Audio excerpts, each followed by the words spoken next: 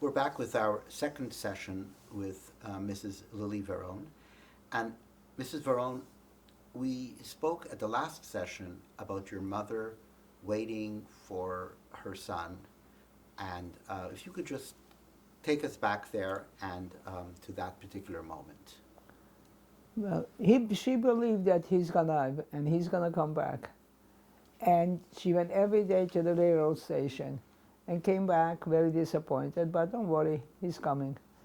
And one day he did come. So he came. She came home. We lived in a one-room apartment. To take we all of us. And this was at that time in Debrecen. Debrecen, yes. And how old were you at this time? But this must have been 1945. Correct. And we lived in one room, and we had a little hallway that was the kitchen. And my brother came back with her cousin that they found in Mauthausen, and Meyer. And he had also, by that time, he saw his two sisters and one brother in Debrecen. And the father was in America. And they were living with, one cousin lived in a different town, and everybody lived with somebody. In one room, we were all living. My family, my mother, and the four of us, now that they've come home, and a cousin had no room, so she lived in the same room. Anybody was traveling, came home from Budapest, came back, any cousin, second, third cousin. Terrific. Now, in the house, I just want to get an One idea room. of the children. So what were the ages? What was your age? What was your brother's age? Do you remember? I don't even think about that. You way. must have been about 18 or 19 years Yeah, old. that's Yeah, right, you close were- to that, right. Yeah, you were about 18 or 19. And every cousin who was coming back, second cousin, fourth cousin, fifth cousin, any friend came back and they had no place to be, they came to our room. One room, everybody had a bed. He had no bed, we took up the mattress and from the bed and we made them a bed out of the mattress. And we had sometimes 7, 8 people sleeping in the same room. Then they went to find their family and then they moved. And then they come again, somebody came. And then my kid brother, Robert, we called him Robbie, he got whooping cough. So he couldn't stay with the family. He had to be in a separate room. So my mother took out a room someplace and went with him all day to take a kid and take him to the park when nobody's around to get fresh air. And she used to come back at night and leave him in the house, in that room someplace for a couple of hours, and came back and cooked for us, whoever was there, cousins, nobody, anybody. Everybody was feeding. And then she went back to my brother, so at night to sleep with him. So after the whooping cough that lasted quite a while, she took care of 10, 12 people at a time, the same room, no problem, anybody. But other people did the same thing because that's all you had. Of course, of course. And when he got better, he came back, and that's right. Then my mother, we didn't want to stay there, Hungary, Debrecen, because we wanted to come to the United States, to America. And then we went to another cousin, and we stayed there for a while, because we couldn't stay in Debrecen, there was too many people already. So my mother had a friend in one of the villages. He said, come here, there's a whole house, a whole big farm and everything. So we went there for a couple of weeks. People put up each other in every hole. We got used to it, to live in one room. It was no big deal. I don't know how. And then I got sick, and I had water on my lung in that room. And the doctor says they have to drain it. So he came into that room, and I sat down on a chair and backwards, and he took a big needle and drained the lung. Right there and there. Okay. They did that, but they had to do what they could do. And then by the fall of that same year, we said, okay, we have to get out of here. So my mother hired, you couldn't leave the country, the Russians were there. So she hired a man with a horse, and they put on all of us into the wagon and covered us with fruits and everything else. They didn't know whether we were in there. And we went through the Hungarian border. We wound up in Vienna. And there we walked, and we went, then the guy dropped us off, and we walked into a DP camp in I think it was Strasbourg. Near Vienna, that was Strasbourg? That was Vienna, yeah. No, Vienna is Vienna. Vienna is the town, the city, the biggest city almost in Austria. And Strasbourg was before with, that was before, the Strasbourg, you arrive, you can't go to Vienna direct. You had to arrive there, and then they took. But we were living in a DP camp, and they sent us to Mittraching. Mittraching was a small, very tiny little village, and there was one house there that they used to have the German youth.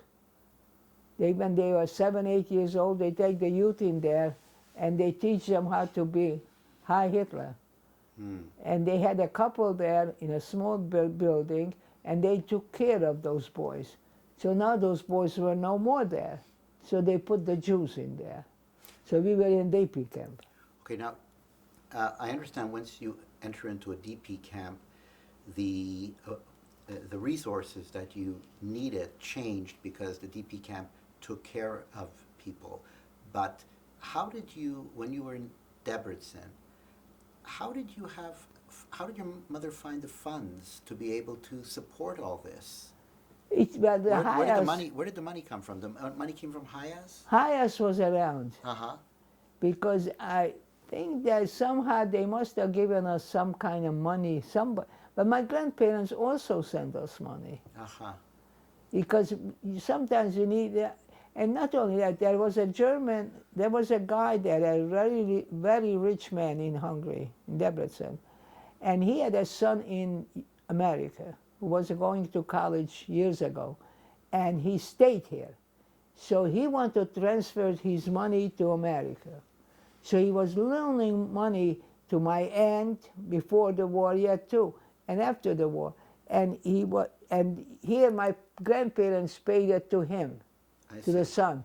So he was transferring his money through the black market, what you call it. Not the black market, because he gave us money, and my grandparents gave the son the money. And during this entire time, during the war, that money was all this transferred money was what enabled. When we needed it, we could get it. Not big money, $10, $20, or my mother used to go and sell. We had no money in Debrecen, so even before the war, my father was no place. He didn't make a living. He wasn't well, so we had no money. So then they sent us packages from America. My mother used to go to a flea market and sell it. I see. And supported herself and her children that way. I see. Like Soros. Yeah, I see. I understand. But she never complained. Right. But she used to ask them and said, "Don't send me coals that's hard to sell. Send me a bottle of saccharin." Saccharin was like gold. She got a bottle, and she used to sell 10 of them from there for you and for him. People were buying it because I guess sugar or baking, that was very expensive. So they bought the saccharin, you get more out of it than from sugar. So when she got first, she didn't know how to tell them to send it. I guess it's not allowed. But they sent big packages, and big packages. They used to always arrive on Shabbos, and you couldn't open it up till at night. And we are kids, we're running, sitting on top of it and waiting for it. But, you survive. Of course. You survive. Why do people here go to flea markets? Because they want to sell their old stuff. Of course. She was never complaining, "I don't have money." And she was embarrassed sometimes to ask her parents for money also. They're working people. Right. So, and somehow she told them once that don't send me old stuff, send me a bottle of saccharin, but you can't see it by itself, so you have to tell it with other things they don't see it because they open it up. Of course. You survive. Of course. I'm telling you, when they came in that time, the doctor, and they took out that needle, my mother got scared like anything. I mean, I hear that needle. I'm sure he wiped it with something before he came. Right, right, right. Then when we came back to finally we crossed the border and we wound up in Vienna, then she bought a name for my brother to come out because she wanted him to go to school. My younger brother Robbie got sick and he had a lung infection, so they put him into a cemeterium. And when they was leaving United States, he was in the cemeterium, Robbie. And he was leaving the country, and his brother is there. He wanted to say goodbye to him. He didn't know how sick he is, and if he ever sees him again. And he went out to see him in the cemeterium. And we couldn't go much, maybe once or twice we went to him. It was far away. And they went there, and my brother Robbie maybe was 7 years old that time, 8. And he had a little toy. That's the only thing he had, that the mouse has to go into the house, one of those toys. And he was working on it for 2 weeks and he couldn't get it in. And he showed it to Dave and he put it in right away. He said he thought he was a miracle man. He couldn't get the mouse in. Nice story. And then he came out of the cemeterium, so we couldn't get out. That time we couldn't get a visa because of health reason. So you were in Austria. Austria, we were there for years. Aha. Till 49, we couldn't get a clearing. I see. So you never were in the DP camps in Germany. You were in the DP camp in Austria. I got it. Okay. And then we were in this DP camp. Matter of fact, it's where these German boys were at one time. So we were in. That's where they put us, Mitterrhein, a very tiny little village. And there they have these mountains. They have the gourd on their necks. The women from the water, you know, the big necks like that, and we never saw anything like that. So we were afraid to drink the water. But that has nothing to do with us. This is people who live there, they have it. You know, and we lived there. It was a small place. Maybe we had 50 people, 60 people, not much. My brother Dave was the policeman, was the guard by the door. I mean, he became the big shot because we had nobody. Anybody could walk in and out. This couple who was there with the kids those time in Germany, they were the only ones there. And they put us, the highest must have paid for it because we didn't pay for it. We didn't have no money. Right. And I think they must have been, because there was a Lubavitcher family there, that they had pages of the books or something. So when my brother Robbie was a little boy, and then there was another kid like him, so they were trying to teach him something. So sometimes they had a page from different stories. Next day they got a page from somebody else. And so they were trying to teach these kids some kind of Yiddishkeit, you know? And So they wanted to learn. Of course. So what was your life like? You were in the DP camp for 4 years. What was your life like? Do you remember? Terrible. We don't do nothing. Aha. They have no schooling, no nothing. So my mother stepped in. She would try it. Somebody had a typewriter. She made a deal. She bought it, and they teach us typing. Then we had an English teacher. She was teaching us English, but he was from England. So my brother thought when he came out, you know, when he saw the American soldiers, he thought he's going to speak English now. So the soldier said, "Your English is very good, but America, we have no time to listen to you because you talk like England, very slow." He was so proud that he could speak English.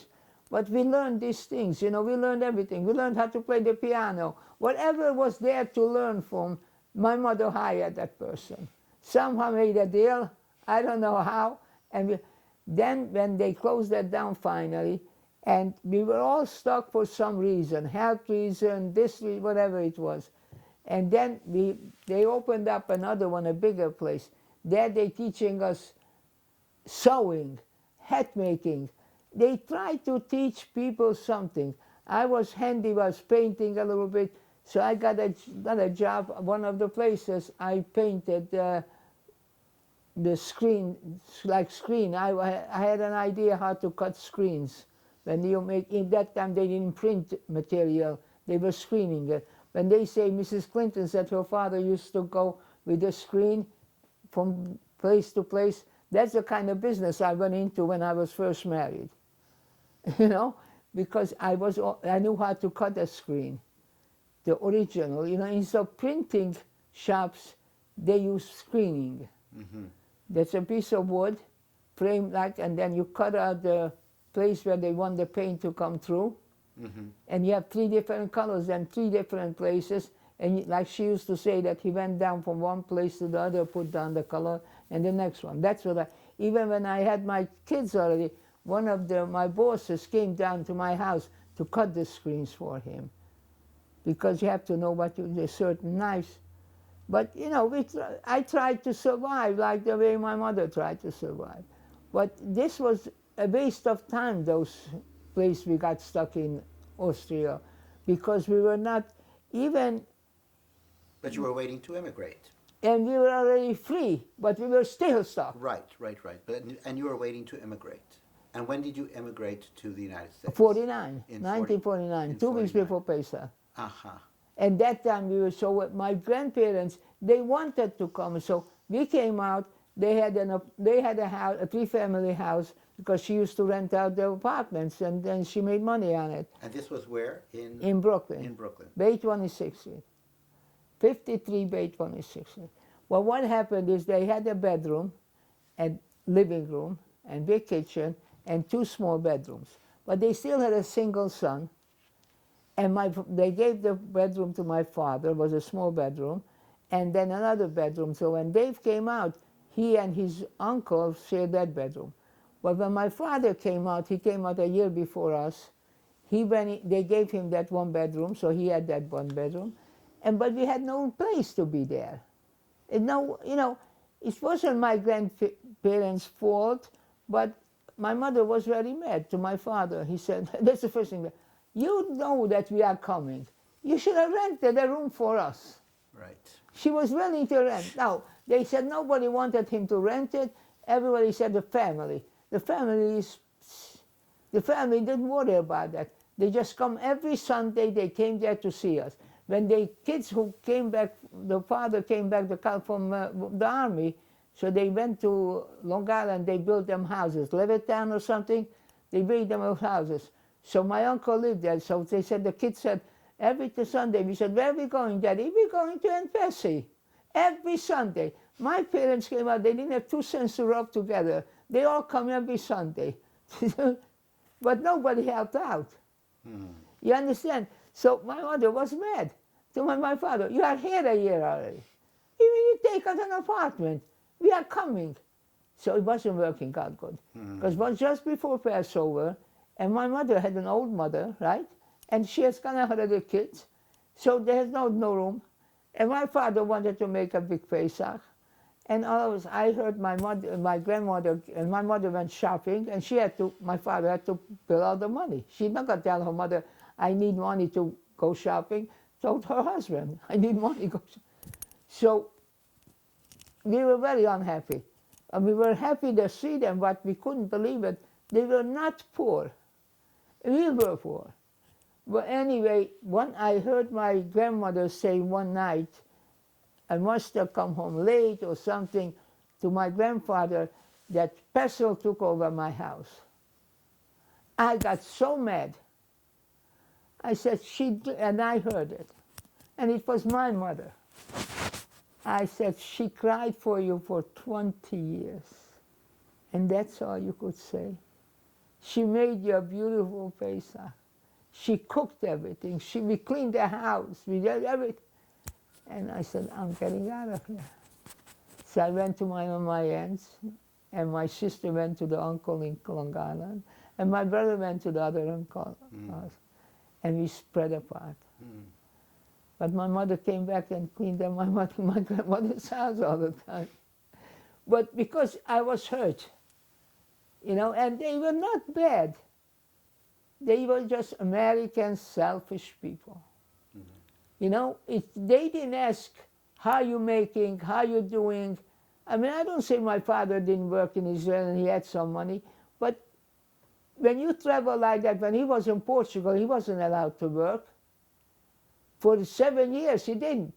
It was a good life for him.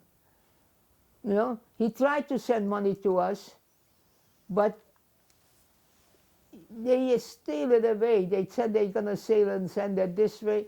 One day he said he sent a letter to my mother and she couldn't make it out. She couldn't figure out what he's trying to say in the letter. And they threw out the garbage. And then she went over 2-3 times. She said, we threw it out.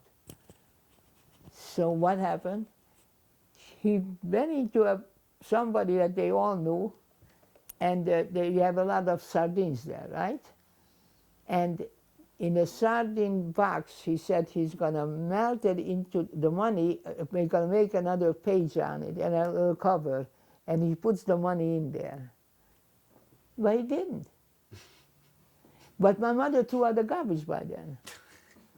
But she's not going to, so she went to the garbage control. And they let her go out to the garbage place where they throw the garbage with a man to look for it. And they found it. It was empty. You understand? I mean, these is things that happens. Like he said, my father would never have a sardine come into the house. He says for 2 years, every Shabbos, he went into his room and Friday night he went in, didn't come out till Sunday morning. And what did he eat? Sardines. That's the only thing he could find kosher. And he never would have sardine come even near his house. The smell would kill him. But he survived. But people take advantage. Until we figured out, I didn't figure out, my mother did, how that, where he did it. So, you know, you thought you were in free world. Right. You're not. Sure, of course. And he wouldn't eat anything, even in the biggest Soros. He would rather die. But he managed, because he said there is always fruit, there is always vegetable, there is salads. You live. But so maybe that was like a waste of time for us. 8 years we lost. That's the way I always felt. We lost 8 years of our life. You can't make up for that. First of all, you don't grow. You don't mature. We were so naive, like a 10-year-old kid. Sometimes somebody said something, and it's not that when we came out, we spoke pretty good English. We had that accent, of course, but we had it because we did learn all the time. My father left Hungary. He said the first letter he wrote to my father, once you leave the border, you don't need the language. A dead language, Hungary. Hungarian's finished. Hire a tutor, hire a tutor. And she did. Because the language of Hungary, they only speak Hungarian in Hungary. Of course. There is no place in the world a language like that. It's a very difficult language. And my grandson, the Daniel, that the one you didn't meet, he went back from college when they go back for a year after college. He went back to Hungary. He has a picture, but I had a picture taken of me in front of a car. We didn't have a car, but it was taken before the war, or just by the ghetto part. And he had that picture with him, and he put it on his jacket and went in front of my house, the house where we lived, and he said, the grandmother was here in 1944, and I is the grandson here in 1948 or whatever. He had a picture of it. But they wouldn't let him go in because it became somebody at senator's house or whatever, a different country place. But he's front of the house. And he wanted to he wants to become a member or something. I said, don't you dare. He said, maybe I want to go back another time. He's the only one who went back with all the boys. Because he said, and he went with the group and they wouldn't go to Hungary, to Debrecen, Budapest they went to. But their friend said, I'll go with you. And they took a service, whatever, and they went there. So, Mrs. Veron, what I would like to do is I would like to have our next session looking at these incredible pictures you have from But that's my mother. Before the war. Yes, and I'd like to go through that. So we're going to end this session right now, and we're going to pick it up very shortly, looking at the pictures of your family before the war.